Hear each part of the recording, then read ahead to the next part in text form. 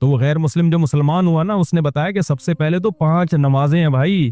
ہم اگر اللہ کو مانیں تو اللہ سے ریلیشن تو ہو. تو یہ اسلام ہے جو میں 5 دفعہ مسجد میں لے کر آتا ہوں. اور لاتا کتنے بہترین اسٹائل کے ساتھ ہے. کیسے بہترین انداز کے ساتھ لاتا ہے اسلام. یہ بھی ہو سکتا تھا کہ خام خواہ کی قربانی دلوائی جاتی کہ 5 دفعہ تم نے الٹے لٹکنا ہے تاکہ پتہ چل جائے تمہارا اللہ سے کیا ہے, ریلیشن ہے. تو یہ بھی تو قربانی ہوتی کہ نہیں ہوتی, لوگ دلوا رہے ہوتے ہیں. فوج میں نا جب ہم جو NCC کی ٹریننگ کی ہے نا کالج میں, تو وہ فوجی صوبیدار ہمیں ٹریننگ دیتے تھے. تو وہ یہ ثابت کرنے کے لیے کہ میں آفیسر ہوں, بعض دفعہ خام خواہ میں ڈنڈ پہ لو بیٹھ چلو بھائی. اب فوجیوں میں ہوتا ہے نا تاکہ آفس کے آرڈر کو فالو کرنے کا جذبہ پیدا ہو. اب ڈنڈ پیل رہے ہیں, ہمیں پتا تھا بھائی یہ ڈپس لگانے پڑیں گے آپ کو, ٹھیک ہے نا. وہ کہتا ہے جب کھڑے ہو کر دوبارہ لگاؤ. تو یہ سکھایا جاتا ہے فوجیوں کو قربانی کا جذبہ پیدا کرنے کے لیے. تو اللہ میاں ایسے بھی کر سکتے تھے کہ بس الٹے لٹک جاؤ, ٹھیک ہے نا, 5 ٹائم قربانی دلوائی ہے, لیکن ایسے طریقے سے دلوائی ہے کہ اس میں ہمیں روحانی سکون ملے, اس میں ہمارا اللہ سے ریلیشن قائم ہو, اس میں ہمیں لطف اور مزہ آئے, ہماری دنیا بھی سدھر جائے اس سے. ہمیں حکم دیا سب سے پہلے فجر کی نماز رکھی تاکہ مسلمان صبح دیر سے اٹھنے والی قوم نہ بنے. اللہ میاں یہ بھی کر سکتے تھے کہ پہلی نماز 11 بجے, دوسری نماز شام 3:30 بجے, 4-5 نمازیں ایسے کر دیتے. جہلم والی سرکار نے تو کر دی, فجر رکھی ہے اور ظہر کے بارے میں بولا ہے کہ عصر سے 20 منٹ پہلے آپ ظہر عصر پڑھ لیں اور غروب آفتاب ہوتے ہی مغرب عشاء بھی اکٹھی پڑھ لیں. تو یہ عملی طور پر 2 نمازیں ہوئی ہیں, ٹھیک ہے نا. 5 نمازوں کا مطلب ہوتا ہے اپنی تمام مصروفیات کو دوبارہ سے فارغ کر کے نماز کے لیے آنا. ظہر میں آپ سارے کام چھوڑ کے آتے ہو, پھر واپس چلے جاتے ہو, پھر عصر میں الگ سے آتے ہو, پھر واپس چلے جاتے ہو, پھر مغرب میں الگ سے آتے ہو, پھر واپس چلے جاتے ہو, پھر عشاء میں الگ سے آتے ہو. یہ 5 دفعہ قربانی دلوائی جا رہی ہے. اگر اس طرح سے نمازیں اکٹھی کرنے کا اسلام میں حکم ہوتا تو 3 دفعہ قربانی ہوتی, 5 دفعہ قربانی نہیں ہوتی. دیکھو ہم ظہر سے پہلے 4 سنتیں پڑھتے ہیں اور 4 فرض پڑھتے ہیں. ان سنتیں پڑھنے میں کوئی قربانی ہوتی ہے ہمیں؟ اس لیے کہ تو نماز کے لیے آئے ہوئے ہی ہیں نا. تو اگر ہم 4 فرض کے ساتھ 4 عصر بھی پڑھ لیں تو عصر کی قربانی تھوڑی ہی پھر ہے. تو 5 نمازوں کا مطلب ہی 5 ٹائم پہ آنا ہے. اس میں شاپنگ واپنگ ہی تو رکاوٹ بنتی ہے, اور آپ نے شاپنگ کے لیے کہہ دیا ہے. اہل حدیث الگ اہل حدیث یہ مانتے نہیں ہے, لیکن یہ اس کی عادت ہے جہلم والی سرکار کی کہ کسی بھی مسلک میں کوئی بھی الٹا فتویٰ دے رہا ہوگا نا تو اس الٹے مولوی کو لا کے ہائی لائٹ کر کے مسلک کو بدنام کرنا. تو ایک اہل حدیث کا وہ چلایا کہ ایک اہل حدیث کہتے ہیں کہ میں جب 12:30 بجے شاپنگ کے لیے جاتا ہوں نا اپنی بیوی کو لے کے, تو 12:30 بجے ظہر کے ساتھ کیا پڑھ لیتا ہوں. یہ جہلم والی سرکار کا کلپ میں نے خود اپنے کانوں سے سنا ہے کہ 12:30 یا 12 بجے جیسے ہی ظہر کا وقت داخل ہوا تو ظہر کے ساتھ فوراً کیا پڑھ لیتا ہوں, عصر. حالانکہ قرآن میں سورہ نور اللہ کیا کہتے ہیں, رجال لا تلہیہم تجارت ولا بیع عن ذکر اللہ و اقام الصلاۃ. مسجدوں میں ایسے لوگ ہوتے ہیں کہ ان کو تجارت اللہ کی یاد اور نماز سے غافل نہیں کرتی, بزنس ہی اللہ کی یاد. اور اللہ فرماتے ہیں مسجدوں میں ہوتے ہیں. پتہ چلتا ہے کہ کہاں آگے پڑھنی ہوتی ہے, جماعت سے بھی اور اپنے ٹائم پہ بھی. اور اسی شاپنگ کو آپ نے ذریعہ بنا لیا 2 نمازیں اکٹھی کرنے کا, اثر گول کر دیا آپ نے. یہ ہے تفقہ اور بصیرت, سمجھتے ہو. اور اس نماز کا اجر خراب کیا ہے جس کی سب سے زیادہ تاکید قرآن بیان کر رہا ہے. تو خیر, تو کیسا ریلیشن ہے, جلدی سے بات کو سمیٹ کے میں ختم کرتا ہوں. سب سے پہلے اللہ کیا کہتا ہے, مسلمان اپنے مسلم ہونا ثابت کرنے کے لیے کہ میرا اللہ سے ریلیشن ہے, اللہ نے کہا کہ 5 ٹائم نماز پڑھنی پڑے گی. اور یہ 5 ٹائم نماز کیوں رکھی ہے پتہ ہے آپ کو؟ کیونکہ وقت میں بہت بڑی تبدیلی ہوتی ہے. اللہ کہتے ہیں جب بھی اس کائنات میں بڑی تبدیلی ہوگی تو سب سے پہلے میرے سامنے سجدہ کرو گے, اس کے بعد اپنے کاموں میں لگو گے. تبھی تو قرآن کہتا ہے اقیم الصلاۃ لدلوک الشمس الی غسق اللیل, نمازوں کو قائم کرو دلوک شمس, سورج ڈھلکنے کے وقت, الی غسق اللیل, اور راتوں کے اندھیروں میں. تو غسق اللیل میں 2 نمازیں آ گئیں, مغرب اور عشاء. یہ دونوں رات کی نمازیں ہیں, لیکن ان دونوں کے اوقات میں بڑا فرق ہوتا ہے. مغرب میں فل اندھیرا نہیں ہوتا لیکن روشنی بھی نہیں ہوتی, بہت زیادہ وقت میں تغیر ہو جاتا ہے. اور غسق جو ہے لیل جب انتہائی درجے کی ہوتی ہے تو وہ عشاء کا وقت جب بالکل کیا ہو جاتا ہے, اندھیرا.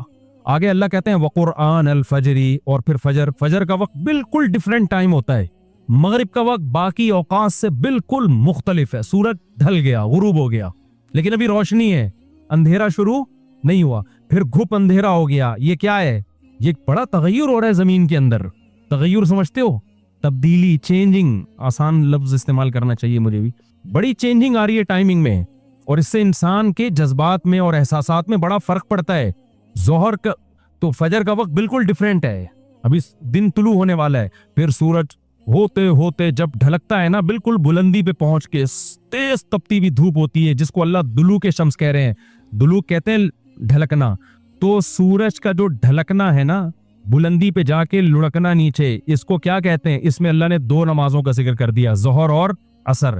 اس لیے کہ دلوک جو معتدبی ہوتا ہے, گاڑی اردو پھر استعمال کر رہا ہوں, معتدبی قابل ذکر دلوک, وہ ایک عصر میں ہوتا ہے, ایک ظہر میں ہوتا ہے. میں نے وہ کلپ ریکارڈ کروایا تھا نا عاقب سعید کو کہ 5 نمازیں اپنے ٹائم پر ہیں, اور یہ قرآن کی عیسائی سے ثابت ہے کہ نمازوں کے 5 ٹائم ہیں, 3 ٹائم کی نمازیں قرآن میں نہیں ہیں. تو اس پہ میں نے کہا تھا کہ دلوک شمس ہے نا, سورج کا ڈھلکنا, تو معتدبی ڈھلکنا, قابل ذکر ڈھلکنا ایک ظہر کے وقت ہوتا ہے, ایک عصر کے وقت.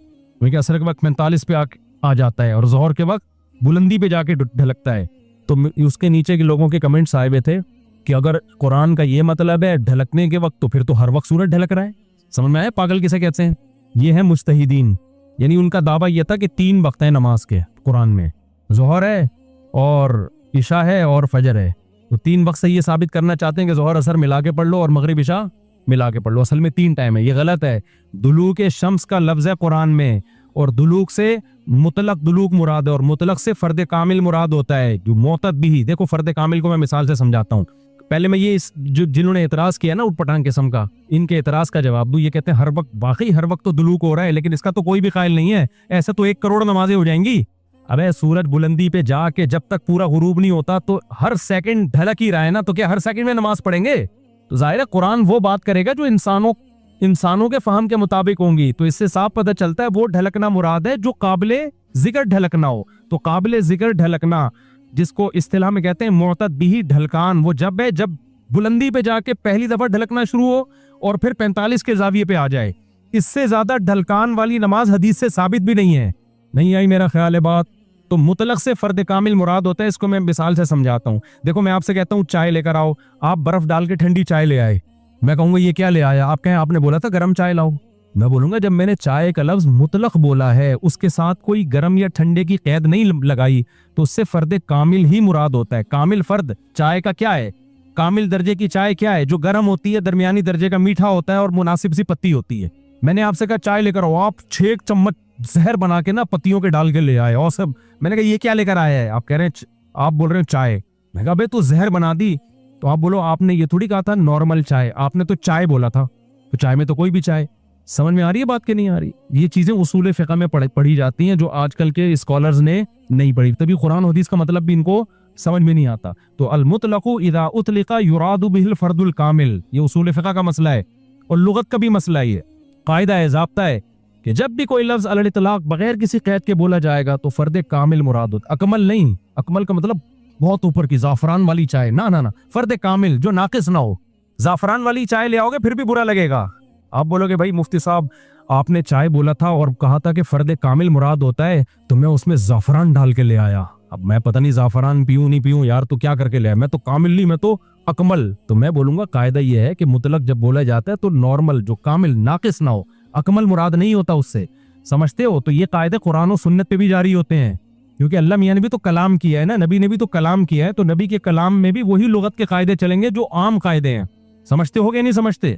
تو اب دیکھو قرآن کہہ رہے اقیم الصلاۃ لدلوک الشمس, سورج کے ڈھلکنے کے وقت. تو ڈھلکنے سے فرد کامل جو کامل درجے کا ڈھلکنا ہے, تو کامل درجے کا ڈھلکنا ایک جب بالکل بلندی پہ جا کے ڈھلکنا شروع ہوتا ہے, اس کو کہتے ہیں ڈھلکنا, پہلی دفعہ جب ڈھلکنا. اور دوسرا جب 45 کے زاویے پر جو عصر کے قریب کا ٹائم ہے, جس میں سورج میں تغیر پیدا ہونا شروع ہو جاتا ہے, تو یہ ڈھلکنا ہے. تو اب جب بھی زمین میں کوئی نیا ٹائم داخل ہوتا ہے نا, تو اللہ کہتے ہیں کیا کرنا ہے سب سے پہلے؟ اللہ کا شکر. تبھی علماء نے اصول فقہ کی کتابوں میں لکھا ہے کہ نمازوں کے جو اوقات ہیں نا, یہی نماز کا سبب ہے. سمجھتے ہو؟ اللہ میاں نے نمازوں کے اوقات کو نماز کا سبب بنا دیا. اب اس بات کو بھی سمجھو, اصل میں نماز کا سبب ہے اللہ کے احسانات. نماز جو ہم پڑھتے ہیں اس کا اصل سبب کیا ہے؟ اللہ کے احسانات. اب اللہ کے احسانات تو 24 گھنٹے ہیں, تو کیا 24 گھنٹے پڑھتے رہیں؟ ظاہر ہے اس میں حرج ہے. تو اللہ میاں نے کیا کیا؟ اللہ میاں نے بولا دیکھو شریعت کا ایک اصول ہے. ابھی کیا تمہیں پورا اصول فقہ بیٹھا کے سمجھاؤں میں, لیکن کیا کریں, سمجھائے بات سمجھ میں آتی نہیں. देखो शरीयत का और कॉमन सेंस का भी एक उसूल है कि जब किसी, पहले मुश्किल उर्दू में समझाता हूँ फिर एक्सप्लेन करूंगा, जब किसी हुक्म का मदार हकीकत किसी हकीकी सबब पे रखना मुमकिन नहीं होता ना, तो सबब ज़ाहिर पर हुक्म का मदार रखा जाता है। मुश्किल है मुझे पता है, आसान करके समझा रहा हूँ। देखो हम जो सफर में 2 रकतें पढ़ते हैं, इसकी असल वजह है मशक्कत। क्यों हम 2 रकतें पढ़ते हैं? भाई टेंशन है सफर में। अल्लाह ने नमाज क्या कर दी कि भाई सफर में आदमी ऐसे राहत में नहीं होता जैसे घर में होता है ना, तो अल्लाह मियां ने क्या हुक्म दिया कि भाई कितनी पढ़नी है? 2 पढ़नी है। तो असल जो वजह है ना सफर में 4 की 2 जो अल्लाह ने कर दी है, इसलिए कि सफर में आदमी इतनी खुशी और राहत में नहीं होता बल्कि थोड़ी सी टेंशन में होता है। लेकिन अगर अल्लाह ताला ये कहते कि टेंशन ही पर हुक्म का मदार है, तो ये टेंशन कम होने के बजाय बढ़ जाती है। वजह उसकी है कि हम सोचते रहते पता नहीं मुझे सफर में टेंशन हो भी रही है कि नहीं हो रही है। बाज दफा लोग सफर में घर की निस्बत ज्यादा खुश होते हैं। आप जा रहे हो जहाज में या ट्रेन में, बड़ा मजा आ रहा है आदमी को, यार अल्लाह मियां ने तो कहा था टेंशन की, अब तो टेंशन नहीं हो रही। तो वहमी तो वैसे ही बढ़ जाता वहमियों का प्रोग्राम ना। वो तो सारा जो 6 घंटे जिसका वजू नहीं होता, वो ये कैसे सोचेगा कि मुझे टेंशन हो रही है कि नहीं हो रही। फिर अगर हो रही है तो कितने कितने किलो टेंशन हो रही है।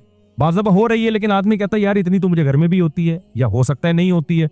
तो इस्लाम इन बखेड़ों से निकाल के अल्लाह मियां ने क्या किया, भाई सफर सबब है टेंशन का और टेंशन सबब है नमाज का। तो असल सबब तो टेंशन है, लेकिन अगर टेंशन पे मैंने डाल दिया ना मदार, तो ये टेंशन कम नहीं होगी, बढ़ेगी। लिहाजा सफर पे डाल दिया मैंने, अब सफर होगा तो छोड़ दो, टेंशन है या नहीं वो 2 पढ़ा करो।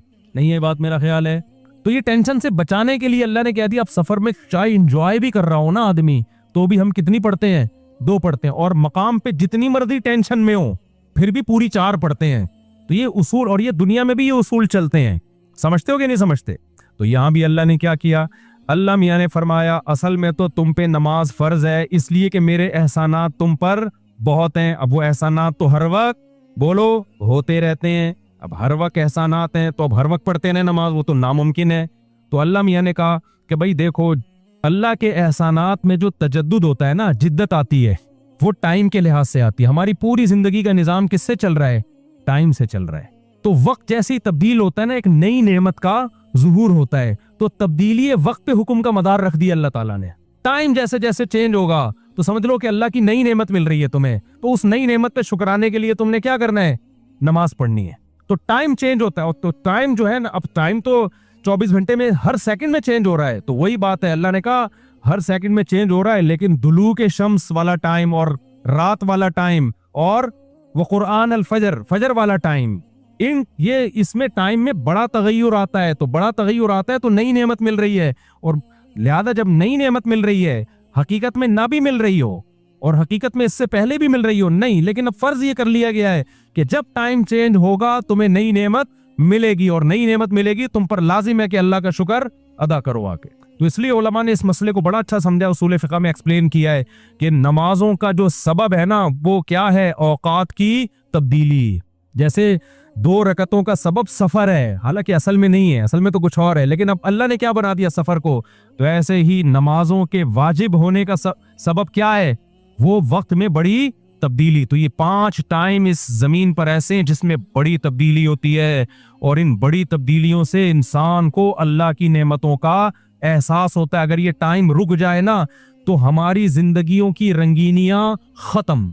सिर्फ फजर ही का टाइम हो, जोहर में जो अलग से इंसान की फीलिंग होती है, असर में अलग फीलिंग होती है, मगरिब में अलग, इंजॉय करता है इंसान लाइफ को ना। हर वक्त उसे मगरिब का टाइम चाहिए, उसे ईशा भी चाहिए, लेकिन हर वक्त ईशा नहीं चाहिए। उसे फजर की बहारें भी चाहिए, लेकिन हर वक्त फजर की बहारें नहीं चाहिए। उसे दोपहर की चिलचिलाती धूप भी चाहिए, हर वक्त नहीं चाहिए। शाम की ठंडी छांव भी चाहिए जो असर के टाइम होती है। और कैसे समझाएं मेरे भाई, मेरे पास इसके अलावा तभी तो 5 नमाजें, तो 2 नमाजें इकट्ठी बैठी नहीं होती, समझ रहे हो? क्योंकि औकात 5 टाइम चेंज होते हैं और बड़ी तब्दीली आती है, तो 3 टाइम क्यों पढ़ रहे हो भाई तुम नमाज?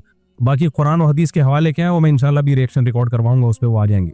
तो मेरे भाई, तो ये इस्लाम है जो हमें कहता है कि जब वक्त में बड़ी तब्दीली होगी तो तुम्हें अल्लाह की नेमत को वाकई होता भी है। आप रात को सो जाओ टाइम पे, सुबह सादिक का वक्त जब होता है ना, नींद पूरी होती है, खुदा की कसम दिल में जरा सी भी अल्लाह की मोहब्बत का जज्बा होना, तो इंसान के दिल में अल्लाह की मोहब्बत की चिंगारियां पैदा होती हैं सुबह के टाइम को देख कि मेरे रब ने मुझे रात को सुला दिया और बिल आखिर अब सूरज दोबारा से निकल के अपनी जिम्मेदारी पूरी करने वाला है। दिल चाहता है अल्लाह को राजी करूं, उठूं, मैं अल्लाह के सामने जाऊं। हम तो पोस्तियों की तरह, मेजॉरिटी तो सो रही होती है ना, उठती 12 बजे है कमबख्त, उसको क्या पता वो सुबह और वो छाँव सितारों की और वो नूर। शायर ने कहा था, अगला मिसरा भूल गया क्योंकि नबी में रट्टा लगा के याद किया था 9th क्लास में उर्दू अदब में। वो सुबह और वो छाँव सितारों की और वो नूर, देखे तो गश करे अरिनी गोए ओजे तूर। वाह वाह, अब याद आ गया। आपको समझ में नहीं आया होगा क्योंकि उर्दू बर्बाद हो रही है।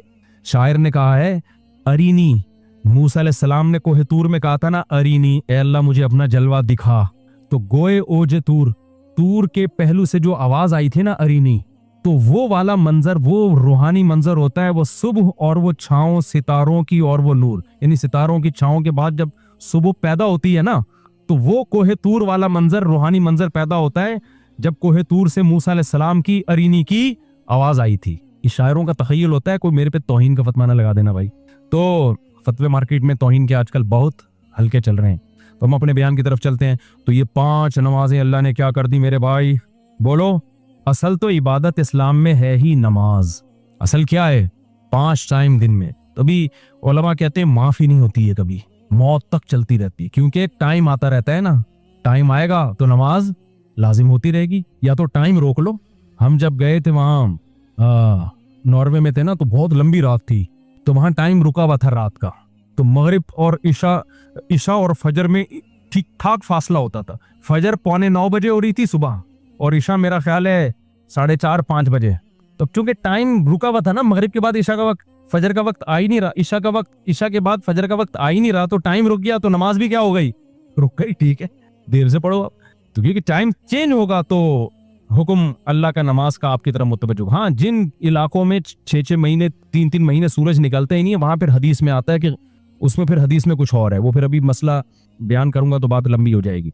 ये उन जगहों की बात है जहां दुलूक शम्स हो रहा है, सूरज निकलता है और 24 घंटे के अंदर गुरूब हो जाता है, तो वहां फिर नमाजें किस तरह ही पढ़ी जाएंगी, टाइम के साथ अल्लाह ने उसको जोड़ दिया है। अल्लाह ताला का इरशाद है, नबी तुम्हें जो कुछ दे दें वो ले लो, और जिससे रोकें उससे रुक जाओ।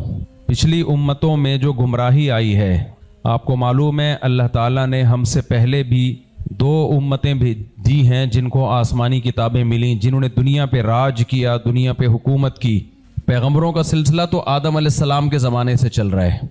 आदम अलैहिस्सलाम पहले पैगंबर थे, उन्होंने अपनी औलाद की तरबियत की, लेकिन उनके बेटे काबिल ने अपने सगे भाई हाबील को कत्ल कर दिया। ये कत्ल किसी नज़रियाती खराबी की वजह से नहीं था, बल्कि हसद और ज़ाती दुश्मनी की बेस पे था।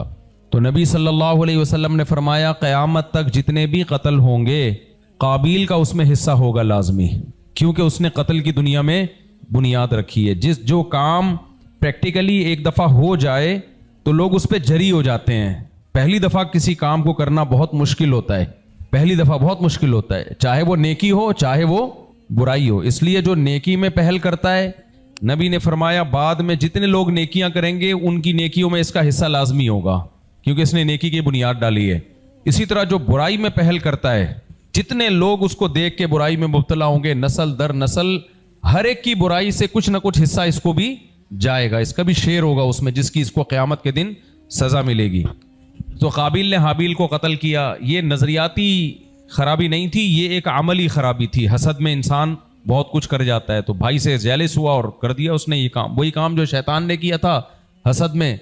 इसलिए हसद बहुत बुरी चीज़ है, खूब समझ लो। मैंने इस पर पूरा भी चंद दिन पहले एक बयान किया था कि जब भी किसी के दिल में किसी के लिए हसद के जज्बात पैदा हो रहे हो ना, आग लग रही हो कि यार ये क्या है, तो तकदीर का अकीदा सोच के सब्र किया करो कि अल्लाह से कोई नहीं लड़ सकता। अल्लाह किसी को तरक्की देना चाहे कोई रोक नहीं सकता, किसी को दौलत देना चाहे कोई रोक नहीं सकता, किसी को इज्जत देना चाहे कोई रोक नहीं सकता। अपना खून जलाने से खून जलने के अलावा कुछ भी हासिल नहीं होगा।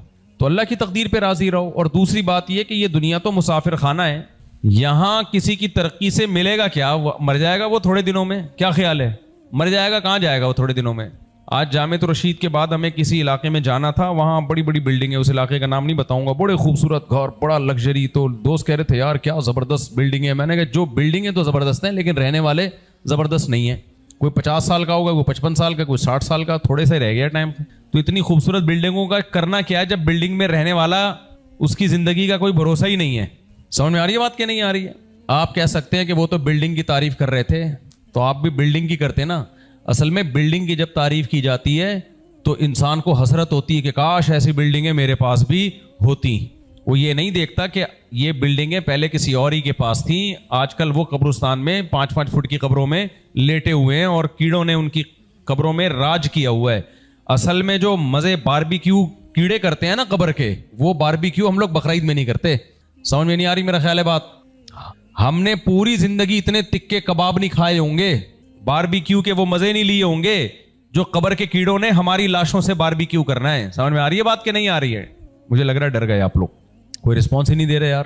قبر کے کیڑوں کو جو انسان کا گوشت کھانے کو ملتا ہے نا, بہترین پروٹین, وہ جو انجوائے کرتے ہیں نا ڈیلی, ان کا جو باربیکیو ہوتا ہے, جب تک ایک ذرہ بھی باقی رہتا ہے نا وہ کیڑے انجوائے کرتے ہیں. یہ دنیا کی 2 ٹکے کی حقیقت ہے یار, اس پہ آدمی فخر کر رہا ہے بحریہ ٹاؤن اور ڈیفنس اور فلانا اور ڈھمکانا, بیوقوفوں والی باتیں, بچکانا, ہر گھٹیا سوچ جسے کہتے ہیں. میرے شیخ, میرا تو ٹاپک سے میں ہٹ رہا ہوں لیکن کیا کروں, ہمارے شیخ حضرت مفتی رشید احمد صاحب رحمہ اللہ تعالیٰ فرمایا کرتے تھے کہ انسان کے باہر کے کچھ گناہ ہوتے ہیں, کچھ اندر کے گناہ ہوتے ہیں. ایسا ہی ہے نا, ہم لوگ کہتے ہیں نا دل کا بڑا اچھا ہے, چلو چرس پیتا ہے, چلو کوئی بات نہیں, لیکن دل کا کیا ہے بھائی؟ چرس باہر کا گناہ ہے نا, تو اور کچھ گناہ اندر کے ہوتے ہیں. اندر کے 3 مشہور گناہ ہیں, خوب یاد رکھ لیں. پہلے زمانے میں جب بزرگوں کی طرف سے کسی کو خلافت ملتی تھی, یہ لفظ سنا ہوگا نا آپ نے تصوف میں کہ حضرت جی فلاں کے گدی نشین ہیں, فلاں کے خلیفہ ہیں, تو خلیفے کا مطلب کیا ہوتا تھا پہلے زمانے میں؟ اس کا مطلب یہ ہوتا تھا کہ کوئی بزرگ وہ کسی کو اجازت دیتے تھے کہ تم بھی لوگوں کو اپنے ہاتھ پہ بیعت کر سکتے ہو, کیونکہ میں نے دیکھا ہے کہ تمہارے اندر 3 چیزیں نہیں ہیں, 3 برائیاں نہیں ہیں. نمبر 1 شہرت کی لالچ نہیں ہے, نمبر 1 دولت کی ہوس نہیں ہے, نمبر 3 شہوت حد سے متجاوز نہیں ہے. ان تینوں کو اصطلاح میں کہتے ہیں حب جاہ, حب مال اور حب باہ. یہ لفظ یاد رہے گا. جب ہم کہتے ہیں بندہ 1 نمبر ہے, مطلب پتہ ہے کیا ہوتا ہے؟ شہرت کا بھوکا نہیں ہے. بہت ساری خرابیاں انسان میں پیدا ہوتی ہیں جب وہ شہرت کا بھوکا ہو جاتا ہے. جب شہرت کا بھوکا ہوگا تو دوسرے کی عزت دیکھ کے جلے گا بھی, کیا خیال ہے, اور ہر جگہ چاہے گا میری ٹانگ اونچی رہے, ہر محفل میں بولے گا زیادہ. آپ نے دیکھا ہوگا کچھ لوگ مجلس میں بیٹھے ہوتے ہیں, آرام سے بات سن رہے ہوتے ہیں بڑوں کی, کچھ بیچ بیچ میں کیا کر رہے ہوتے ہیں, اپنا پروگرام چلا رہے ہوتے ہیں. ان کو اپنی ٹانگ اونچی رکھنے کا شوق ہوتا ہے. چپ کر کے سن لو بھائی, نہ جی سننا ہے ہی نہیں, سنانا ہی ہے ہمیشہ. سمجھ میں آ رہی بات کہ نہیں آ رہی؟ تو یہ شہرت کے کیا ہوتے ہیں؟ بھوکے. لالچ ہوتی ہے ان میں, جاہ کی لالچ, تکبر ہوتا ہے ان کے اندر, خود پسندی ہوتی ہے, یہ اندر کی بیماری ہے. دوسری بڑی بیماری ہے حب مال, پیسوں کی لالچ. پیسوں کی محبت بری چیز نہیں ہے, نیچرل ہے یہ, چونکہ سارے کام دنیا میں کس سے ہوتے ہیں؟ منہ سے بول لیا کرو نا, پیسوں سے ہوتے ہیں. وداؤٹ پیسہ کچھ ہوتا ہی نہیں ہے, تو وہ تو مجبوری ہے, پیسوں سے محبت کیوں نہیں ہوگی بھائی؟ لیکن ہوس, یہ محبت سے اوپر کی چیز ہے. ہوس بری چیز ہے. ہوس کا مطلب کیا؟ جب محبت ہوتی ہے جو اعتدال سے ہو تو انسان محنت کرتا ہے, کماتا ہے, حلال کی فکر کرتا ہے, اس کو پتا ہے بھائی دنیا کا سارا نظام کس سے چلتا ہے؟ پیسوں سے. اور یہ میں نہیں کہہ رہا, قرآن کہہ رہا ہے. بعض لوگ دنیا کی محبت کی ایسی نفی کرتے ہیں, یہ تکلفات اسلام میں نہیں ہے, کہتے ہیں پیسہ تو کچھ بھی نہیں ہے, ایسے کر رہے ہوتے ہیں, ٹکے کی حیثیت نہیں ہے. اسے کہو ٹھیک ہے اپنی تنخواہ پھر مجھے دے دیا کرو. کہہ رہے تھے میری نظر میں دولت کی 2 ٹکے کی حیثیت نہیں ہے. تو نہیں ہے تو پھر جاب کیوں کر رہا ہے؟ صبح صبح اٹھ کے 8 بجے آفس کیوں پہنچتا ہے؟ وہ طارق بھائی بیٹھے ہوئے ہیں نا, انہوں نے ایک واقعہ سنایا تھا, مجھے یاد آ رہا ہے. وہ بیٹھے ہوئے, وہ گواہ چشمدید موجود ہیں. انہوں نے بتایا کہ صدر میں کوئی بزرگ ملے ان کو, بڑی داڑھی ان کی, سفید داڑھی اور بڑا نورانی سا چہرہ. میں عاملوں کے خلاف بہت بولتا ہوں نا, تو انہوں نے, جب میں مسجد میں نیا آیا تو میں نے بیان کی سٹارٹنگ ہی عاملوں کو گالیاں دینے سے شروع کی. الحمدللہ اس کی برکت سے اب 20 سال ہو گئے یہاں میں ٹکا ہوا ہوں. عامل میرے خلاف جادو ٹونے الفلیتے پلیتے کر رہے ہیں, لیکن ماشاءاللہ آپ ان کی گالیاں دینے کی برکتیں آپ دیکھو. تبھی کسی کا کوئی کام اٹکا ہوا ہو نا تو عاملوں کو گالیاں دے, اللہ کی رحمتیں اس کے انشاءاللہ ساتھ ہوں گی. اللہ کو ایسے لوگ محبوب ہوتے ہیں جو جن چڑیل بھوت بھگانے والوں کو گالیاں دیتے ہیں, کیونکہ ان لوگوں نے بہت لوگوں کی زندگیاں تباہ کی ہیں. پھر ٹاپک چینج ہو رہا ہے. تو انہوں نے صدر میں ایک سفید ریش بزرگ دیکھے. وہ بزرگ انہوں نے جا کے دیکھا کہ کوئی کام اٹکا ہوا ہوگا طارق بھائی کا, ہر آدمی کا کوئی نہ کوئی اٹکا ہوا ہوتا ہے, یہ نہیں اٹکا ہوا ہوگا. مجھے پورا واقعہ یاد ہے. انہوں نے بتایا کہ میں اس بزرگ کے پاس گیا, انہوں نے مجھے کوئی ماچس کی تیلی یا کوئی چیز دی, بولا یہ زبان پہ رکھو. زبان پہ رکھا, مصری بن گئی. وہ میٹھی مصری نہیں ہوتی چینی کی طرح, ایسا ہی ہے نا, ایسے منہ میں رکھا مصری. بھائی کہہ رہا, میں نے کہا یار یہ تو کوئی عجیب ہی بزرگ ہے یار, منہ میں ماچس کی تیلی رکھی ہے یا کوئی ڈھیلا رکھا ہے, کوئی مٹی وٹی کا, وہ مصری گڑ یہ چیزیں بن رہا ہے. وہ کہتے ہیں میں نے کہا کہ میں نے 500 روپے نکالے. اس زمانے میں 500 کی بڑی वैल्यू थी, ये 95 96 की बात होगी मेरा ख्याल है। तो 500 रुपए उनको दिए, बुजुर्ग ने कहा मिट्टी है मिट्टी। नहीं आई समझ में? तभी तो लोगों को तकल्लुफ वाले लोग बुजुर्ग लगते हैं। तकल्लुफ जो सीधा सीधा चलता है, लोगों को वो बुजुर्ग लगता ही नहीं है। मिसाल के तौर पर मैं होता, मुझे उस वक्त ये 500 रुपए देते, मैं कहता है थोड़ा सा, कहता है तारिक भाई छोड़ो यार, कह रहे नहीं रखो शुक्रिया, बहुत अच्छा है यार, अच्छा है ना, और क्या चाहिए, क्या ख्याल है भाई। फ्री फोकट में जब पैसे आ रहे हों और इज्जत के साथ आ रहे हों, जलील होके भी ना आ रहे हों, तो किसको बुरा लगता है पैसा? क्या ख्याल है? कोई बुरा लगता ही है? सबको अच्छा लगता है यार, लेकिन इज्जत के साथ हो, भिखारी बन के ना हो। तो मैं होता तो मैं रख लेता। तो ये मुझे बुजुर्ग समझते? ना ना ना, बुजुर्ग उसी को समझा जाएगा 2 टके की है, रखो। इन्होंने फौरन, वो बुजुर्ग ने क्या कहा, 500 रुपए वापस लो। इनके दिल में और उस बुजुर्ग का तकद्दुस बैठ गया। लेकिन अल्लाह ने इनको अकल दी थी, इनको लगा कि यार ये जो मैंने ये मुंह में माचिस की तीली रखी और ये मिस्री बन गई, ये कोई ड्रामा हो सकता है, ये ऐसा ना हो कि ये मेरी जेबें खाली कर दे। अल्लाह ने थोड़ी अकल दी थी, ये वहां से हट गए, कोई दूसरी पार्टी आई। अब ये मंजर देख रहे हैं वहां खड़े होकर, दूसरी पार्टी के साथ क्या होता है। वो कोई दूसरा बंदा आया, उसके साथ यही काम किया, उसको वो माचिस की तीली मिस्री लग। ये लोग मिसमरिज्म करते हैं, दिमाग को कैप्चर कर लेते हैं। तो लेकिन हर एक का दिमाग कैप्चर नहीं होता। अगर इनको गालियां दोगे फिर नहीं कैप्चर कर सकते। कॉन्फिडेंस होता है ना, फिर नहीं होता कैप्चर। ये सारे कैप्चर वैप्चर उन्हीं के होते हैं जो इनके रंगों में आ जाते हैं। तो मैं इंशाअल्लाह अल्लाह पे तवक्कुल करके कह रहा हूं, मैं होता ना, मुझे माचिस की तीली ही लगती। समझ में आ रही है बात? तो अब किसी और को उन्होंने वो बड़ा बहरान, उसने भी 500 रुपए निकाल के दिए। बुजुर्ग ने क्या बोला, मिट्टी है मिट्टी, कोई हैसियत नहीं, रख ले। उसके दिल में और आ गया, यार ये थोड़े पहुंचे हुए नहीं। अगर वो वाकई बुजुर्ग होता ना, वो कहता था चलो यार फ्री फोकट में हलाल आमदन किसी आ रही है, कोई अपनी खुशी से दे रहा है, तो चलो यार ले लो, क्या ख्याल, बच्चों को अच्छा खिला देंगे, खुद नहीं खाना, बच्चों को खिला दे यार तू। लेकिन ड्रामेबाज आदमी लोगों को पसंद है, तकल्लुफ वाला आदमी। तो वो कहने लगा कि भाई मिट्टी है मिट्टी। बिन साहब ने कहा कि हजरत आप जो है, हमारे घर में हालात बड़े खराब चल रहे हैं। आपको पता है मुसलमान कोई भी दुनिया में ऐसा नहीं जिसके घर में हालात ठीक चल रहे हो। आजकल सब मुसलमानों के मुंह पे एक ही जुमला है, घर में हालात। सुबह पराठे खा रहा होगा 2-6 अंडों के साथ, मक्खन भी होगा, बलाई भी होगा साथ में, और दोपहर को खाने के लिए 20 किस्म की चीजें होंगी, रात को भी, शाम को चाय के साथ पापे भी, समोसे भी, बिस्किट भी, लेकिन हालात फिर भी ठीक। ये नाशुक्री का वबाल है जो लोगों के चेहरों पे आता है, अल्लाह बचाए। खैर, तो वो उसने कहा कि हजरत हमारे घर के हालात ठीक नहीं है। क्या मसला है बेटा, बताओ जी। गुर्बत बहुत है। क्या चल रही है घर में? गुर्बत। कोई बात नहीं, मैं आऊंगा, कुछ अमलियात करूंगा, तुम्हारा पैसा क्या हो जाएगा, डबल। तारिक भाई कहते हैं मैंने उस बंदे का नंबर ले लिया था ना आपने, उसका है नंबर नहीं लिया, फिर बहरहाल किसी तरह से राब्ते में रहे उससे। अब वो बंदा इन बुजुर्ग को ले गया घर। हजरत जी को कहां ले गया? घर। हजरत जी का काम है वहां पर अमलियात करनी है हजरत जी ने, और पैसा बरसने लगेगा। तो हजरत जी ने ये किया, हजरत जी ने फरमाया कि जितनी भी घर की लेडीज हैं वो सारा सोना लाके यहां रखें इस रुमाल में। जितना पैसा है, चादर बिछाई हजरत जी ने, सारा पैसा यहां लाके रखें, सारी चूड़ियां, बालियां, शक नहीं करना हजरत जी पे, सब कुछ यहां लाके रख दें, और मैं उस पर अमल पढ़ूंगा, वो सारा क्या हो जाएगा, डबल। अमल पढ़ूंगा और सब क्या हो जाएगा, डबल हो जाएगा। माशाल्लाह, अल्लाह ताला ने बेवकूफों की दुनिया में कमी रखी नहीं है। और हजरत जी ने पहले डरा दिया कि एतमाद करना, ऐसा ना हो कि 2-4 बालियां छुपा के रख दो, तो ये फिर बेतमादी पे ये चीजें, ये अकीदत, जब तक अकीदत नहीं होगी ये पैसा डबल नहीं होगा। ट्रस्ट, ये सारे चीजें किस पर चलती हैं? ट्रस्ट पे चलती हैं। जनाब सब कुछ ला के रख दिया गया, और उसने कहा खवातीन भी आ जाएं, पर्दे में बुर्का पहन के बैठ जाए। सारी खवातीन पर्दे में बुर्का पहन के बैठ गई, और लाइट बुझा दी, और सबको बोला मुंह नीचे करके ये वाली तस्बीह पढ़ना शुरू कर दो। और कोई आधे घंटे से पहले, आधा या पौना घंटा जो भी उसके टाइम था, कोई सर उठा के नहीं देखे बस, क्योंकि अमल उल्टा हो जाएगा इससे। अमल क्या हो जाएगा? उल्टा। फिर मैं जिम्मेदार नहीं हूंगा, उल्टा अमल ना हो जाए। वो सारे मुसलंडों की तरह खवातीन भी मर्द भी मुंह नीचे करके बत्ती बुझा के बैठे हुए अमलियात कर रहे हैं। सब बड़े आराम से ना सारा सामान लपेटा, टाटा बाय बाय करके निकल लिए पतली गली से। कोई बुला लिया होगा, कोई रक्शे वाला, कोई टैक्सी वाला, बाहर जाके शायद दाढ़ी वाड़ी भी उतार दी होगी, वल्लाहु आलम। वो रोना पीटना शुरू, और आधे घंटे तक वो यूं मुंह ही करके बैठे हुए।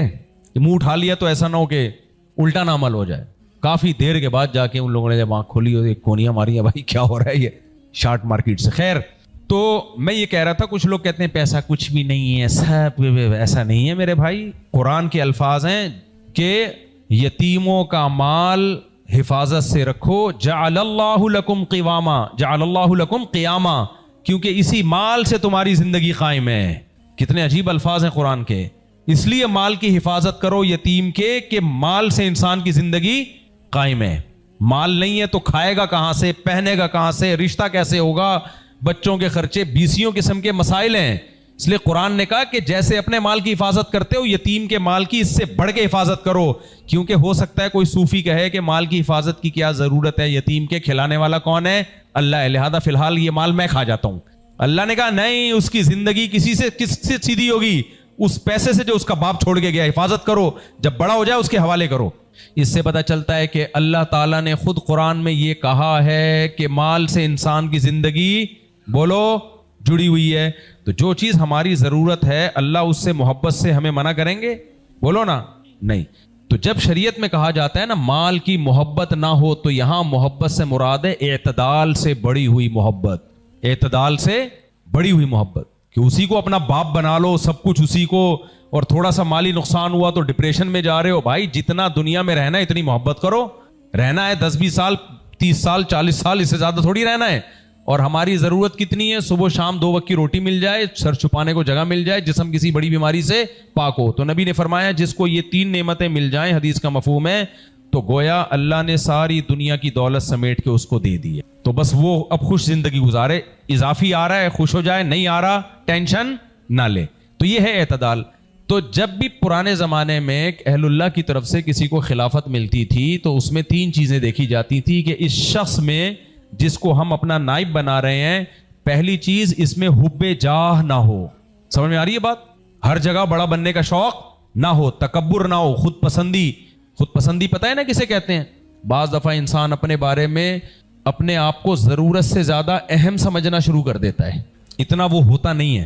بعض لوگوں کو اپنے بارے میں وہم ہوتا ہے میں بہت ذہین ہوں, حالانکہ اتنے ہوتے نہیں ہیں. وہ بعض دفعہ اپنے بارے میں وہم میں بہت خوبصورت ہوں, حالانکہ اتنے ہوتے نہیں ہیں. پھر لوگوں نے چڑھا کے اور پاگل کر دیا ہوتا ہے ان کو. ادھر سے کھوپڑی کیا ہو جاتی ہے ان کی, آؤٹ. بعض دفعہ وہ سمجھ رہے ہوتے ہیں کہ میرا زندہ رہنا اسلام میں سب سے زیادہ ضروری ہے, قوم کے لیے میری زندگی سب سے زیادہ ضروری ہے. حالانکہ وہ ہلاک ہو جاتے ہیں, قوم پھر بھی بہترین طریقے سے چل رہی ہوتی ہے. تو اپنے بارے میں خوش فہمیوں میں کچھ لوگ مبتلا ہو جاتے ہیں, تو یہ کیا کہلاتی ہے؟ خود پسندی, جس کو عربی میں کہتے ہیں عجب. یہ بھی بڑی خطرناک بیماری ہے. شیطان میں یہ خود پسندی تھی یا نہیں تھی؟ وہ سمجھنے لگا تھا کہ میری ویلیو اللہ کی نظر میں اتنی زیادہ ہو گئی ہے, میں اتنا مقرب بن چکا ہوں کہ میں اگر آدم کو سجدہ نہیں کروں گا تو اس سے کوئی فرق پڑنے والا نہیں ہے. اللہ نے 2 منٹ میں اس کو بتا دیا کہ تو ہے میرا بندہ, جب میں کہہ رہا ہوں سجدہ کر تو تجھے کرنا پڑے گا, نہیں کرے گا نکل یہاں سے. تبھی تو اس کو غصہ آیا کہ یہ تو میرے لیے, مجھے اندازہ ہی نہیں تھا کہ یہ سزا ملے گی مجھے. تو اس سے پتہ چلتا ہے شیطان خود پسندی میں مبتلا تھا یا نہیں تھا؟ یقیناً مبتلا تھا. بعض دفعہ انسان اپنے بارے میں بلا وجہ وہ خوش فہمیوں میں مبتلا ہو جاتا ہے. تو 2 چیزیں, ایک حب جاہ, یہ نہیں ہونی چاہیے. یہ میں اس لیے اتنا زور دے رہا ہوں کہ ہم میں سے کسی میں اگر ہے تو ختم کریں اس کو. یہ صرف بزرگ نہیں, نیک بننے کے لیے بھی ضروری ہے, صحیح انسان بننے کے لیے بھی ضروری ہے. اور یہ بیماریاں انسان کو گھن کی طرح کھا جاتی ہیں. تکبر, حب مال یعنی پیسوں کی لالچ اور ہوس, سارا دن پاگلوں کی طرح ڈپریشن میں جاتا ہے دوسروں کا پیسہ دیکھ دیکھ کے. اور تیسری چیز ہے حب باہ. باہ کسے کہتے ہیں؟ ہر مرد اور عورت میں اللہ نے شہوت رکھی ہے, مرد کی عورت کی طرف, عورت کی مرد کی طرف. یہ اگر بالکل ہی نہ ہو تو بھی غلط ہے. کیا خیال ہے بھائی؟ اللہ نے رکھی ہے, کسی حکمت سے رکھی ہے. اور اگر یہ حد سے بڑھ جائے, جیسے کہ آج کل بڑی ہوئی ہے جس کو ٹھڑک کہا جاتا ہے, اس بڑی ہوئی شہوت کو کیا کہا جاتا ہے؟ ٹھڑک. بیوی میں اور دوسروں کی بیویوں میں کوئی فرق ہی نہیں کرتا. جب کوئی عورت گزرے گی ٹھڑکیوں کی طرح دیکھنا شروع کر دے گا. جو آج کل مارکیٹ میں, مجھے خواتین اپنے دلوں کی باتیں بھی بتاتی ہیں. جب میں فیملیوں کو ٹائم دیتا ہوں نا, وہ بتا دیتی ہیں میرے سامنے. ہسبینڈ ہوتے ہیں, ان کے شوہر ہوتے ہیں, کہ میں گھر بازار سے جاتی ہوں, وہ شوہر کی شکایت کر رہی ہے نا میرے شوہر شاپنگ نہیں کرتے, مجھے کہتے ہیں کرو. عورتیں بتاتی ہیں کہ برقعے میں بھی ہو نا لڑکی, جوان لڑکی, ذرا ایک آنکھ بھی کھلی ہوئی ہے, اس نے 1/4 کھلی ہوئی ہو آنکھ, کہ تھوڑا سا نظر تو آئے, اس 1/4 آنکھ کو یہ دیکھ رہے ہوتے ہیں آدمی. اس میں صوفی بھی ہیں, داڑھی والے بھی ہیں, پگڑی والے بھی ہیں, حاجی صاحب بھی ہیں جو نئے نئے حج کر کے آئے ہوئے ہیں. اتنی ٹھڑک ہے. ابے بھائی اس نے پوری باڈی, اچھا ایک عورت نے بتایا کہ میرا پورا جسم میں کور کرتی ہوں, ذرا سا ہاتھ کہیں کھل جائے نا تھوڑا سا منہ صاف کرنے کے لیے, اس ہاتھ کو مڑ مڑ کے دیکھ رہے ہوتے ہیں لوگ. نہیں آئی میرا خیال ہے باز بندہ, یعنی اس اینگل پہ کھڑا ہوا ہے نا, ایک دم گھوم جاتا ہے ادھر دیکھنے کے لیے. تو یہ کیا کہلاتا ہے یہ عمل؟ اس سے نا آدمی خود اپنے آپ کو ڈپریشن میں ڈال رہا ہے. یہ جو جن لوگوں کی یہ عادت ہوتی ہے نا وہ سکون کی زندگی میں ہوں گے؟ بولو نا. ہر وقت دماغ پہ کیا سوار ہے؟ گوبر بھرا ہوا ہے دماغ میں. ہر وقت گوبر بھرا ہوا ہے. کبھی ادھر دیکھ رہا ہے, کبھی ادھر دیکھ رہا ہے, کبھی اس کو دیکھ رہا ہے. وہ میں واقعہ سناتا ہوں نا, کچھ لوگ حج کر کے آئے, انہوں نے کہا ہم نے سب نے توبہ طائب کر لی ہے بھائی, اب شریف بن کے زندگی گزارو. نظر نیچی, سارے حاجی پاجی نا اس بس میں بیٹھے ہوئے تھے. لہذا کسی عورت پہ نظر پڑے نا تو استغفر اللہ پڑھنا. کیا پڑھنا ہے؟ استغفر اللہ. ایک حاجی کی نظر کسی لڑکی پہ پڑی, استغفر اللہ. سب کہہ رہے ہیں کہاں ہے, کہاں ہے, کہاں ہے. سب کیا کہہ رہے ہیں؟ تو یہ کیا, یہ ویسے بھی غیر اخلاقی. اگر کوئی اسلام کو نہ بھی مانتا ہو, غیر مسلم ہی کیوں نہ ہو, غیر اخلاقی ہے یا نہیں ہے؟ کیا خیال ہے؟ اسی طرح بعض لوگوں کی شہوت اتنی بڑھ جاتی ہے, لڑکوں کی طرف ان کی طبیعت مائل ہو رہی ہے, لڑکوں کا عشق میں مبتلا ہو رہے ہیں, کوئی خوبصورت بچہ نظر آیا اس کی طرف طبیعت مائل ہو رہی ہے. یہ نیچرل ہو سکتا ہے؟ یہ بولو نا, یہ نیچرل نہیں ہے. اس کا مطلب یہ ہوس حد سے, اس کو کہتے ہیں حب باہ. سمجھ میں آ رہی ہے بات؟ اس کو کیا کہتے ہیں؟ حب باہ. دیکھو پیغمبروں سے زیادہ کوئی طاقتور نہیں ہوتا, پیغمبروں سے زیادہ مردانگی کسی میں نہیں ہوتی ہے. لیکن اس کے باوجود موسیٰ علیہ الصلوۃ والسلام کو جب دو لڑکیوں نے, جوان لڑکیاں تھیں, موسیٰ علیہ السلام نے ان کو پانی پلایا ہے اور وہ موسیٰ علیہ السلام کو اپنے گھر تک لے کر گئی ہیں کہ ہمارے باپ آپ کو اجرت دینا چاہتے ہیں. حضرت موسیٰ کی نظریں کہاں تھیں؟ نیچے. ایک بار بھی ان کی طرف نظر اٹھا کے نہیں دیکھا. حالانکہ اجنبی ہیں, مسافر ہیں. جب انسان اپنے ملک سے باہر ہوتا ہے تو پھر عزت کا بھی اس کو خوف نہیں ہوتا. اپنے ملک میں تو یہ ہوتا ہے یہ کروں گا پکڑا نہ جاؤں. باہر چلا گیا تو کون دیکھنے والا ہے؟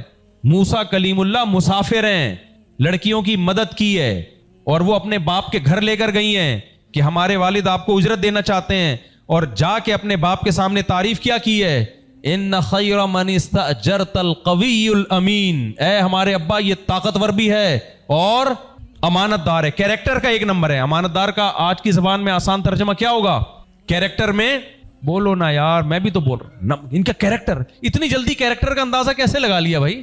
اتنی جلدی کیریکٹر کا اندازہ کیسے لگا لیا؟ ان کو پتا تھا, وہ لڑکیاں تھیں گھر کے باہر کے کام مجبوری میں کرتی تھیں. انہوں نے بتایا ہمارے گھر میں کوئی مرد نہیں ہے اس لیے ہمیں گھر کے باہر کے کام کرنے پڑتے ہیں. انہیں پتا تھا کہ ہم نے مردوں کی آنکھیں دیکھی ہیں, کیسی ہوس ہوتی ہے مردوں کی آنکھوں میں. اپنی بیٹیوں کے لیے کبھی بھی انسان پسند نہیں کرتا اس پہ لوگ غلط نظریں ڈالیں. دوسروں کی بیٹیوں کو دیکھنے میں بہت شیر ہوتا ہے, بہت شیر ہوتا ہے. تو ان لڑکیوں نے دیکھ لیا کہ آج تک ہم نے کوئی اتنا خوبصورت, جوان, طاقتور ایسا نہیں دیکھا جس نے اتنی دیر تک ایک بار بھی ہماری طرف نظر اٹھا کے نہ دیکھا ہو. تو یہ کیا کہلاتا ہے؟ یہ عمل کیریکٹر میں ایک نمبر ہی. آج کہاں ملتے ہیں ایسے لوگ. لوگ کہتے ہیں انگریز ایسے ہوتے ہیں, وہ اس لیے کہ وہ نائٹ کلبوں میں پھس ہو چکے ہوتے ہیں. صحیح ہے نا؟ وہ کیا ہوتے ہیں؟ پھس. ورنہ انگریز سے بڑا ٹھرکی اس کائنات میں کوئی نہیں ہے. وہ چند دن عورت کے بغیر گزار ہی نہیں سکتے, ناممکنات میں سے ہے. تبھی تو پھر وہ آگے ہومو سیکسولیٹی کی طرف جانے لگتے ہیں. تو وہ ان کے لیے تو ناممکنات میں سے ہے. بات یہ کہ آپ جوان ہوں, طاقتور ہوں, پاورفل ہوں, شہوت سے بھرے ہوئے ہوں, پھر بھی آپ کی نظر کسی کی بہو, بہن, بیٹی کی طرف نہ اٹھے. آپ امانت میں خیانت نہ کرو. سمجھ میں آ رہی بات؟ یہی موسیٰ علیہ السلام ہے, جب وہاں گئے ان کے والد نے کہا کہ ان بیٹیوں میں سے ایک بیٹی کا میں آپ سے نکاح کرنا چاہتا ہوں. کہا نا, اب یہ نکاح کی آفر ہے. اب اگر کہتے نہیں مجھے بالکل نکاح میں کوئی دلچسپی نہیں ہے, تو یہ دوسری طرف بے اعتدالی ہوتی ہے. اللہ نے مرد بنایا ہے, عورت کی طرف رغبت رکھی ہے تاکہ دونوں کا ملاپ ہو, میاں بیوی میں محبت ہو, اولاد ہو. ادھر موسیٰ علیہ السلام کو آفر کی, فوراً فرمایا ذالک بینی و بینک, قبول ہے. آئی بات سمجھ میں؟ نہیں آ رہی سمجھ میں بات؟ تو میرے بھائی ہم یہی چاہتے ہیں. ہمارے ہاں جو صوفی ٹائپ کے لوگ ہیں وہ کمبخت حلال کی طرف بھی نہیں آتے. کہتے ہیں ایکچولی اللہ اللہ کرو بیٹھ کے, کیا شادی بھی ہے, شادی لگا کے رکھی ہوئی ہے اس نے, کیا لوگوں کو, نوجوانوں کو خراب کر کے رکھا ہوا ہے اس نے, کیا 15 16 سال کے لونڈے لپاڑوں کو بول رہا ہوتا ہے شادی کرو, اور کیا ماحول خراب کر دیا اس نے. او بھائی آپ شریعت کی بات آدھی لے رہے ہو, آدھی نہیں لے رہے. اسلام میں یہ بھی ہے کہ حرام سے بچو, لیکن اسلام میں یہ بھی ہے کہ ان عورتوں کو اللہ نے کس کے لیے پیدا کیا ہے؟ فارغ بیٹھنے کے لیے پیدا نہیں کیا, تمہارے لیے پیدا کیا ہے. ہمارے جامعۃ الرشید میں کلیت الشریعہ ایک شعبہ ہے جہاں بیچلر لڑکے آتے ہیں. کون سے؟ بیچلر یا ماسٹرز لڑکے آتے ہیں. اب وہ جب لڑکے آتے ہیں تو 4 سال کے لیے, تو میں ان سے پوچھتا ہوں آپ میں کس کس کی شادی ہوئی ہے؟ تو وہ ہاتھ کھڑا کر کے کہتے ہیں کہ ابھی ہمارا فی الحال کوئی پروگرام نہیں ہے, ماسٹرز کے بعد بھی پروگرام نہیں ہے, کیونکہ ابھی ہم 4 سال یہاں عالم کا کورس کریں گے. جب ایجوکیشن کمپلیٹ ہوگی تو ہونہار ہونے کی علامت یہ کہ ایک سمجھدار انسان ایجوکیشن کمپلیٹ کرنے کے بعد, سارے کاموں سے فارغ ہونے کے بعد پھر وہ شادی بیاہ کی طرف آتا ہے. دلیل کتنی زبردست ہے نا کہ بھائی پہلے ایکچولی جو اپنی بنیادی ذمہ داریاں تو پوری کر لیں. تو میں ان سے کہتا ہوں کہ ایکچولی تم جن لڑکیوں سے نکاح کرتے ان کو کس جرم کی سزا دے رہے ہو, ان کو بھی ماسٹرز کراؤ, کیا خیال ہے؟ اور ابھی تم جس عمر کی لڑکیوں سے شادی کرتے وہ 20-22 سال کی ہوں گی, کم بختوں جب فارغ ہونے کے بعد کرو گے وہ تو 26, 27, 28, کوئی 30, کوئی 35, کوئی 36 کی ہو چکی ہوگی, جس سے تم کرو گے ہی نہیں. چاہیے تو تمہیں وہی 20-22 سال کی, خود تم ہو جاؤ بھلے 35 سال کے. نہیں آئی میرا خیال ہے بات؟ تو اس کا نقصان کس کو ہو رہا ہے؟ ان لڑکیوں کو ہو رہا ہے جس سے تم دیر سے نکاح کرو گے, ان کی عمریں نکل رہی ہیں. میں نے کہا یہ کرنے کا کام نہیں, سارے کام ساتھ ساتھ ہی ہوں گے, شادی بھی ہوگی, بچے بھی ہوں گے, پڑھائی بھی ہوگی. نہیں یار یہ سمجھ میں بات, تو پھر وہی تمہارے لیول سے اوپر کی باتیں ہو جاتی ہیں, پھر مجھے افسوس ہوتا ہے. سارے کام جو ساتھ ساتھ کرتا ہے یہ بالکل ایسا ہی ہے جیسے میں ہفتے سے پڑھوں گا. ابے بھائی ہم تو اسکول میں یہی کہتے تھے, ہم ہفتے سے, وہ ہفتہ کبھی آتا ہے جو کہتے ہیں میں ہفتے کے دن سے 5 نمازیں شروع کروں گا, قیامت آ جائے گی ان کی زندگی میں وہ ہفتہ نہیں آئے. جو آج سے شروع کرے گا نا ابھی سے وہی ہوگا. تو ایک صاحب مجھے کہنے لگے یہ تبلیغ والے پوری دنیا میں اسلام کی دعوت لے کے جاتے ہیں, یہ کیا بات ہوئی, پہلے پاکستان میں تو سب کو مسلمان کر لیں. میں نے کہا جو یہ کہتے ہیں نا پہلے یہ پھر وہ, کچھ بھی نہیں. جو دین کی دعوت قبول کر لے پاکستان میں کر لے پاکستانی, جاپان میں کر لے, وہ آ جائے امریکہ میں کر لے, ساری دنیا میں ایک ہی ساتھ کام ہوگا. سمجھ میں نہیں آ رہی میرا خیال ہے بات؟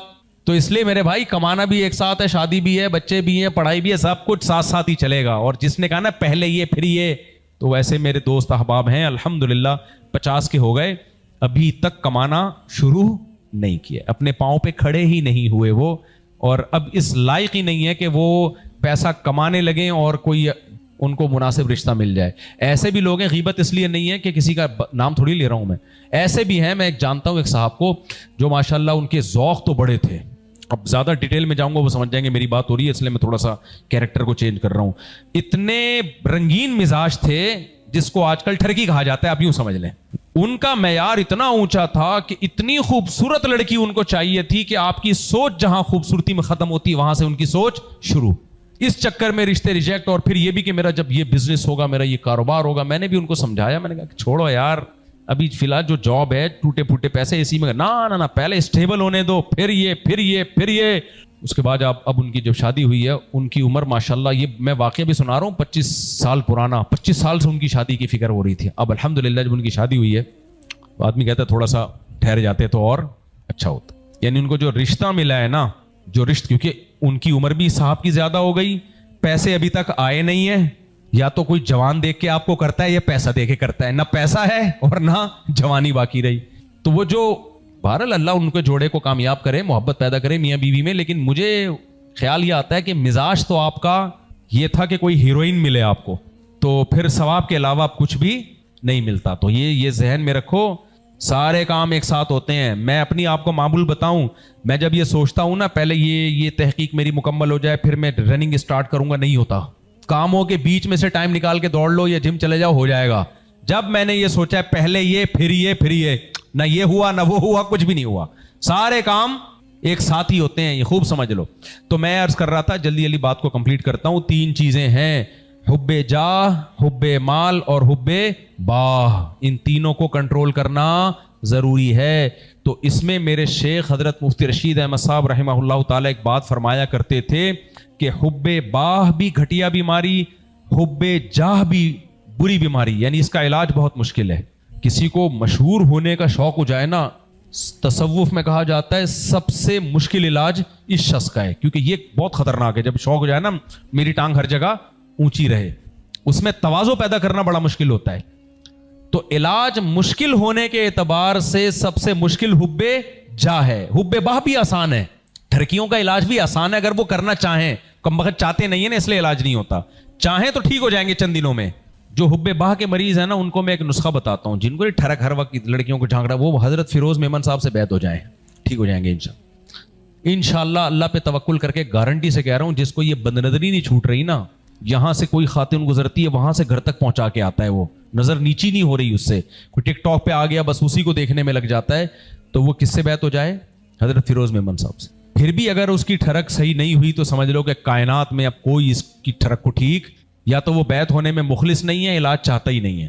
تو تو ہمارے حضرت فرمایا کرتے تھے کہ حب باہ کا علاج بھی آسان ہے، خاص طور پہ جب نکاح بکا ہو جاتا ہے تو بھی انسان کو بہت فرق پڑ جاتا ہے، جب حلال مل جاتا ہے اس کو تو بھی بہت فرق پڑ جاتا ہے اس کی زندگی میں۔ اور دوسری بات، حب مال کا علاج بھی آسان ہے۔ سب سے مشکل علاج کس کا ہے؟ بولو حب جا، یہ جو مشہور ہونے کا شوق اور میری ٹانگ ہر جگہ، یہ بہت مشکل علاج ہے۔ کاش اس لیے بھی مشکل ہے کہ ایسا بیمار اپنے آپ کو بیمار سمجھتا ہی نہیں ہے، کیونکہ وہ تو خود پسندی میں مبتلا ہے نا، وہ تو سمجھ رہا ہے میں ہوں اس قابل کہ مجھے عزت دی جائے، ہر جگہ میری بات رکھی جائے، وہ تو اپنے آپ کو بیمار سمجھتا ہی نہیں ہے، اس لیے علاج اس کا سب سے مشکل ہے۔ لیکن فرمایا کرتے تھے گھٹیا بیماری جو سب سے زیادہ ہے نا وہ حب مال ہے۔ دیکھو ایک آدمی کو کینسر ہو گیا، علاج مشکل ہے یا نہیں ہے؟ بلکہ بعض دفعہ تو لا علاج ہوتا ہے۔ ایک کو بواسیر ہو گیا، اس کا علاج کینسر سے آسان ہے یا نہیں ہے؟ بولو نا، آسان ہے۔ لیکن گھٹیا بیماری کون سی ہے؟ بولو بواسیر۔ بتاتے ہوئے شرم آئے گی، کیا خیال ہے؟ برا لگے گا، علاج میں بھی آدمی بس چھپاتا ہے یہ بیماری، کچھ اور کہہ دیتا ہے مجھے قبض ہے ذرا بیٹھا نہیں جا رہا وغیرہ وغیرہ، گھما دے گا بات کو۔ تو اس سے پتہ چلتا ہے بعض بیماریوں کا علاج مشکل تو ہوتا ہے لیکن وہ گھٹیا نہیں سمجھی جاتی، اس سے انسان کی عزت نہیں جاتی ہے۔ شوگر کی بیماری ہے، یہ بھی زیادہ بواسیر سے تو زیادہ خطرناک ہے نا، بواسیر تو علاج ہو جاتا ہے۔ اچھا بواسیر کے علاج حکیم لوگ زیادہ اچھا کر لیتے ہیں ڈاکٹروں سے، اس کے ایکسپرٹ حکیم ہوتے ہیں۔ ہمارے کسی دور کے جاننے والے کو یہ بواسیر کی بیماری ہوئی تھی، ڈاکٹروں سے علاج کرا کرا کے تھک گئے، ایک حکیم تھے یہاں بیٹھا کرتے تھے، انہوں نے ٹک کر کے فٹ فاڑ بنا دیا۔ تو میں حیران ہو گیا، میں نے کہا بھائی، کیونکہ وجہ اس کی بیماری پرانی ہے نا، تو جو پرانی بیماریاں صدیوں سے چلی آ رہی ہیں اس میں حکیم تجربے کر کر کے بہت ایکسپرٹ ہو چکے ہیں، تو وہ بعض دفعہ کر دیتے ہیں علاج، ڈاکٹر نہیں مانتے اس بات کو لیکن وہ حکیم کر دیتا ہے۔ لیکن حکیم ایک نمبر ہو، کوئی الٹا سیدھا مل گیا تو بواسیر کے ساتھ بھی کچھ ہو جائے گا، اب سوچو کیا ہو سکتا ہے۔ خیر، تو گھٹیا بیماری کیا ہے؟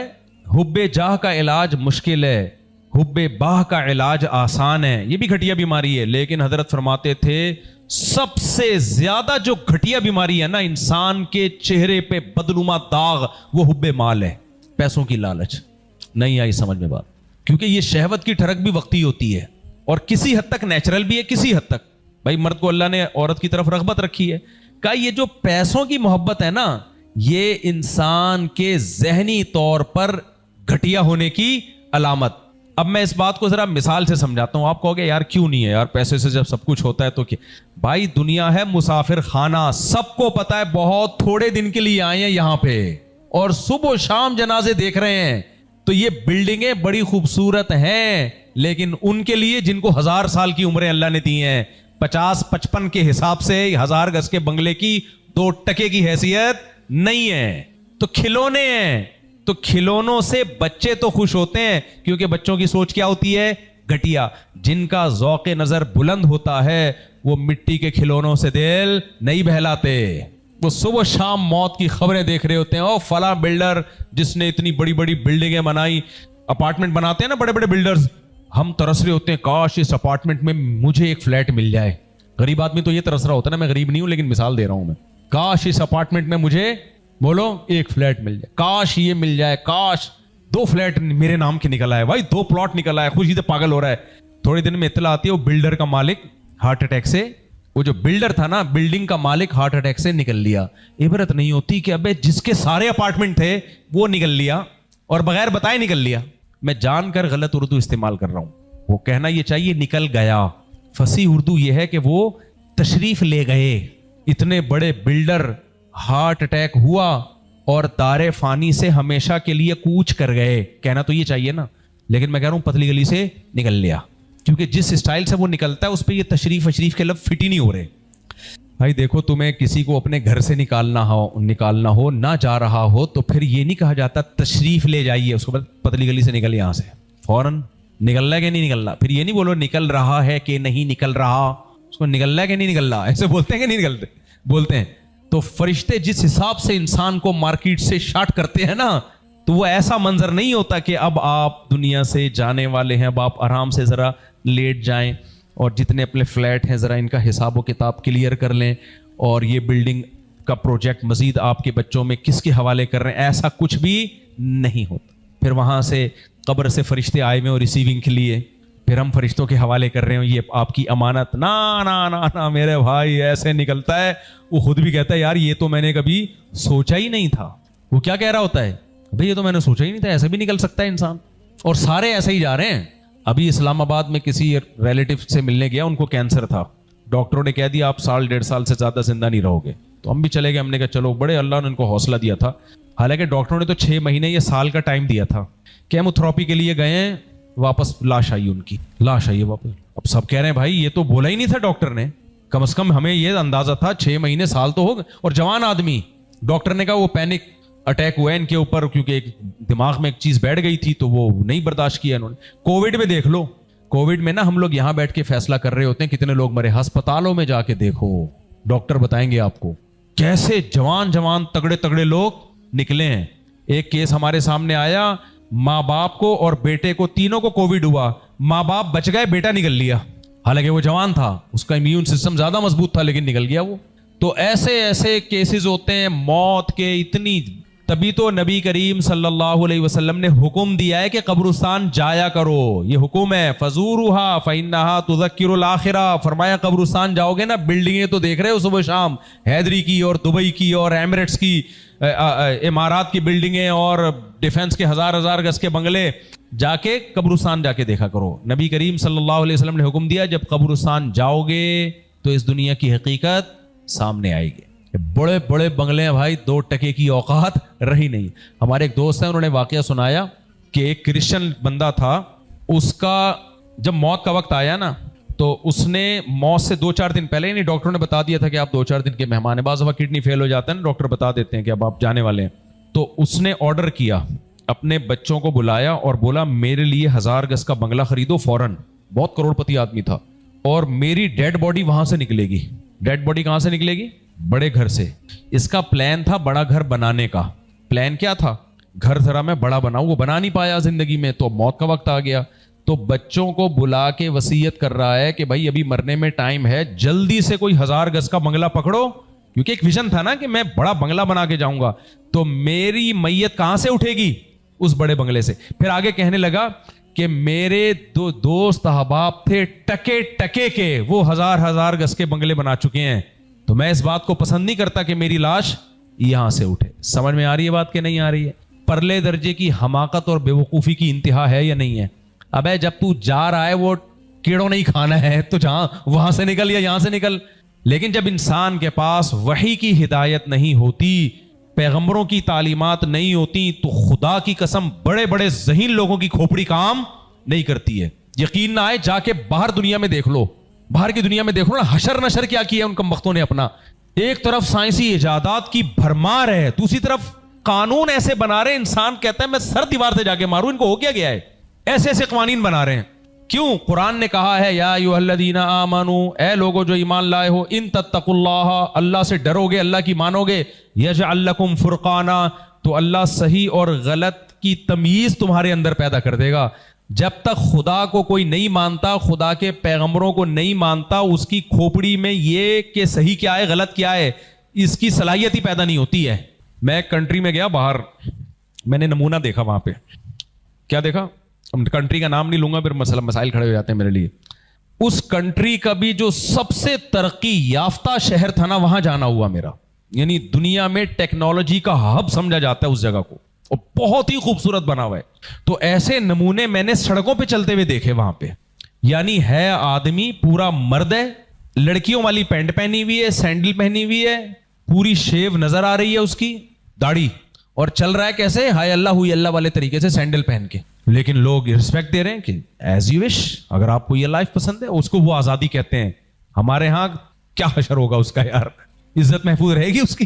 خیر, اس کو وہ رسپیکٹ دے رہے ہیں بڑی ماشاءاللہ. تو میں نے کہا یار اتنی عقل مند قوم دنیا میں کتنی ترقی کر رہی ہے, لیکن خدا نہیں ہے نا ان کی زندگی میں, ان کی عقلیں برباد ہو گئیں, بیڑا غرق ہو گیا ان کا. کہاں لے آئے قوم.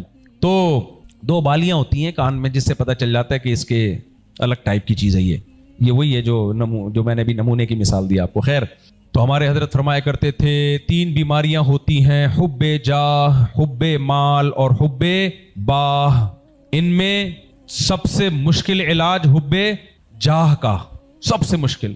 پھر اس کے بعد حب مال کا, پھر اس کے بعد حب باہ, یعنی جو شہوت کی ٹھڑک ہے اس کا علاج بھی مشکل ہے, لیکن پچھلی 2 بیماریوں کی نسبت آسان ہے. مجھے یہ یوتھ کلب والے نا یہ یونیورسٹی میں بہت کام کر رہے ہیں. میں 2 سال پہلے حج پہ گیا, یہ ملے مجھے, وہ جو راجہ ضیاء نام ہے نا ان کا. کہنے لگے مفتی صاحب بڑے اکیلے بیٹھ کے نا ہم لوگ گپ شپ لگا رہے تھے, کہہ رہے یار یونیورسٹیوں کے حالات بہت خراب ہیں. میں نے کہا کیا ہو گیا بھائی؟